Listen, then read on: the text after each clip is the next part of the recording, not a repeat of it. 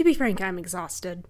This is something I would much rather make into a more full video, but I kind of just need to get this out there before the end of the trial, before anything comes out, and that is on the Amber Heard Johnny Depp defamation case.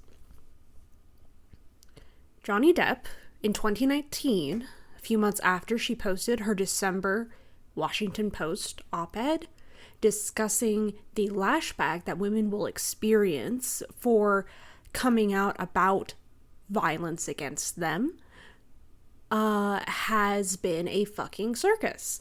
And it sucks. And the idea of turning a case that is about defamation into one of a court of public opinion to clear Johnny Depp's name is grotesque, to say the least. I have so many concerns and issues on so many levels, and I only have one other video on this channel right now, regardless of all of the other work I have up in the air, and that is about Nils Christie's The Ideal Victim.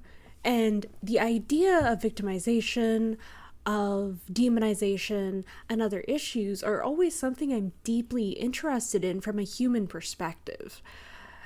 In the past, I really care about fiction that is going into the idea of how victims can be very complicated people, how they can sometimes cause harm to those around them. And when I look at the Johnny Depp and Amber Heard case, I can see that incredibly clearly. Amber Heard, as someone who may have hurt Johnny Depp in return, is not an abuser in the same way that Johnny Depp, a person who is attacking her, would be. Many victims of domestic violence find themselves in these cycles where it becomes a start and response, or you need to fight back, or anything else. It sometimes turns into a long, endless spite of a relationship you feel like you are not able to leave. When you're in a situation feeling that you're trapped with someone, and let's look at it in the perspective of what Amber Heard is, where she is essentially taking care of a man who is twice her age, who has very severe drug addictions, is incredibly high debt, but nonetheless has much more money and much more cultural presence than she does.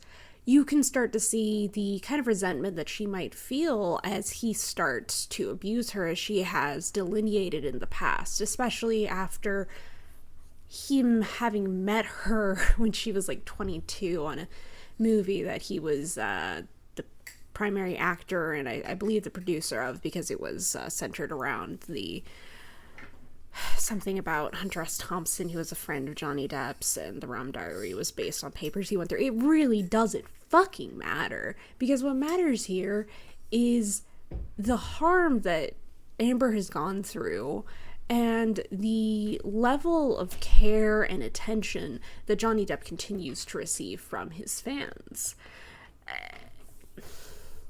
It's so hard in some ways to really touch this case because there's so many different angles and there's so much propaganda centered around Johnny's defense. The idea that Amber had previously abused a victim, the idea that Amber had previously abused her girlfriend is wrong, and that was not an actual case, and all charges were dismissed, and even her partner has stated that she's not an abuser, in much the same way that, hey, Johnny Depp's past partners have said he's not an abuser.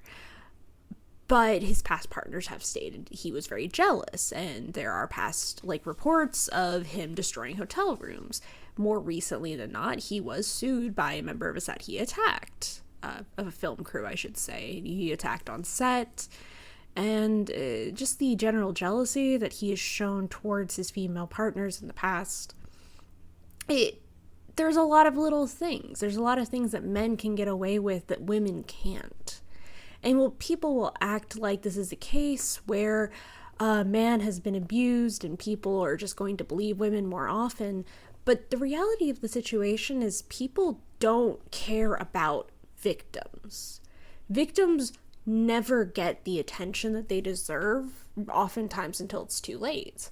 And there were severe rumors and allegations around the Depp Heard marriage long before they divorced.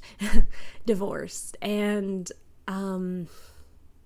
even when you go back to 2014 and you see the November award show that he gave a speech for that he was incredibly drunk during, there were reports coming out afterward that Amber was refusing to marry him until he got his act together, that they had been engaged for years, but it kept getting put off. She had had her wedding dress for ages. It doesn't come across as the kind of case where she is a gold digger who's been trying to force Johnny into marriage, but rather he has wanted to get married to her for a long time, and she was trying to get him to be better. And there are people who have said that, like, Amber Heard has ruined his sobriety. And again, like, these are hearsay situations. It's a very complicated sort of case because addiction doesn't inherently make someone bad. But even Johnny Depp has talked about how he doesn't like the person that he is when he is on drugs. And during the case, he's trying to play down his alcohol addiction at the same time as talking about spending tens of thousands of dollars a month on wine, and even having those very open and shut situations in public where he clearly is utterly inebriated, be it through alcohol or some other kind of drug, because there are reports, of course, of his opioid use, cocaine, weed, but weed is not usually that big a deal, but it's still on there, it's on the table. If you do that too much, that can be harmful to your day-to-day life because you're inebriated all of the time, and you don't want to do that. There is a lot of issues, I guess I could say, too, kind of around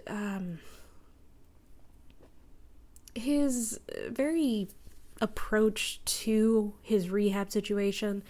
And at the time, I looked at a 2015 January article that was discussing he was having a home rehab, and it was saying, oh yeah, people that have a lot of money, they can do that. They can have, like, the people come to their house for their own privacy. But then in the modern day trial, you have the realization that Amber Heard was the one that was almost entirely handling his detox routine on her own because he wanted her to. And then Johnny Depp saying that she was, like, abusing him by denying him medication, when the reality is you need to ensure that people have a regular dosage of those. Most of those medications to aid with, say, alcohol withdrawal or narcotic withdrawal are controlled medications. You can only have so much of that at a time legally. And if he runs out of that medication, he's going to be in a hella rough spot. It's a huge mess. The idea that Amber was just as bad as Johnny is also kind of a horrifying idea to present, considering, again, they met when she was like 22 on the Rum Diaries. They ended up getting into a relationship a short time later.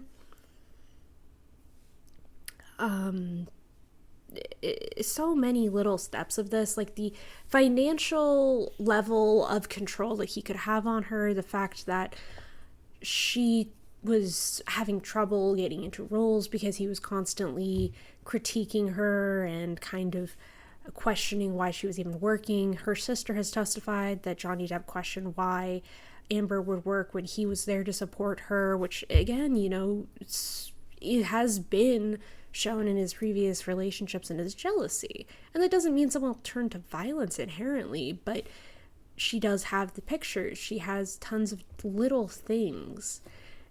And even if those were happening because he was attacking her back after she attacked him, there's so many people that have openly said, hey, Johnny Depp was attacking her. Johnny Depp was screaming at her. Domestic violence is a really messy thing. There is no perfect way to navigate it. And that doesn't mean Johnny Depp isn't a victim, because he has been victimized by his own family on the financial level. He grew up in an abusive situation. He clearly has a lot of his own struggles. And he turned to alcohol and a lot of other different kinds of inebriating drugs to help cope with that. But that doesn't mean he's incapable of victimizing a person. people talk about the cycle of abuse, and that's something that I always have a lot of criticisms of in terms of how we engage with it. Because the reality of the situation is, men are much more likely to act violently or think it's okay to act violently. Johnny Depp's drug use can be pretty heavily tied back to like the men in his life. And when he was in his like 20s, I believe, this isn't my super research video. I just need to get this out. But I just, it's so sad. It's sad. It's troubling. I've looked at Johnny Depp in the past and I felt a lot of genuine sympathy for him. And even in this case, I do have some degree of sympathy. I can kind of see that he does feel like he was hurt by Amber Heard. But at the same time, she was much more hurt. There's no world in which a victim who has little comparable social clout to someone like Johnny Depp would be able to maintain work to the same level, would be able to maintain the same level of comfort as she had experienced before. Even in 2018 in that op-ed, she talked about being dropped from movies, being dropped by like a national brand. And that article wasn't really about Johnny Depp. It was about how people are so much more likely to defend and support harmful men. But that article happened in the same year that Kavanaugh was put on the Supreme Court. And so that idea of like famous men, important men being like the Titanic and people patching up the holes in the sides, that's not necessarily even about Johnny. That's about all men. That's about how Epstein got away with his sexual abuse for years and years. It's about how Harvey Weinstein was able to get away with sexually abusing, sexually pushing women and people for years and years. The way by which male victims like Brendan Fraser or Terry Crews felt that their careers were at stake if they were to come out about having been molested by other people. Like, these are so many complicated things. And Johnny Depp's career has been destroyed because of his drug use, because of lying on contracts, because he's a very difficult person to work with historically. There are many issues, and very few of his films in the last decade have turned a profit. And he did not lose his role in Fantastic Beasts until after he lost that fucking libel suit saying that he was a wife beater, because it was a reasonable thing to draw. He didn't have to sue The Sun. They were a fucking tabloid rag in the UK that frankly no one liked. I don't like The Sun. I don't think anyone else does. But bitch, this time they weren't wrong.